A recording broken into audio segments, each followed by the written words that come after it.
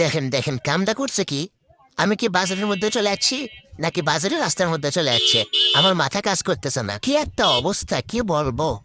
আসলে বাজারের মধ্যে ঢুকে পড়ছি আমি বাইক নিয়ে, এর জন্যই এত মানুষের চাপ। আসলে এত মানুষ থাকে গো ভাই, মানুষ হয়েছে তো কি হয়েছে, তাই বলে কি আমি থেমে থাকবো নাকি? আমি বাজারের মধ্যে দিয়েই বাইক চালাবো। আসলে বাংলাদেশের রাস্তাঘাট তো বাজার বসার জন্যই, তাই না? রাস্তাঘাটে কোনো গাড়ি চলবে না, অথচ বাজার ঠিকই বসবে। রাস্তার দুপাশে এমন ভাবে দোকান বসবে, মনে হবে যে এটা কোনো রাস্তা না, এটা একটা বাজার। আর এইসব ব্যস্ত শহরগুলোতে রিক্সা অটো এগুলো তো আছেই। একদিকে রাস্তার দুপাশে দোকান বসবে, অন্যদিকে রিক্সা আর অটোর অবৈধ পার্কিং। তারা এমনভাবে থেমে থাকবে যে অন্য কিছু আর যেতে পারবে না। আর দুপাশে বাজারগুলো এমনভাবে নিয়ে রাখে, চিকন রাস্তাগুলো আরও চিকন হয়ে যায়। দু একজন মানুষ হেঁটে গেলে আর গাড়ি নিয়ে যাওয়ার মতো কোনো অবস্থা থাকে না। এগুলাই হচ্ছে বাংলাদেশের রাস্তার অবস্থা।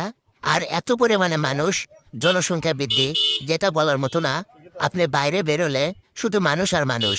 এসব মানুষ থাকে কোথায় ভাই? মানে কি একটা অবস্থা, কি বলবো।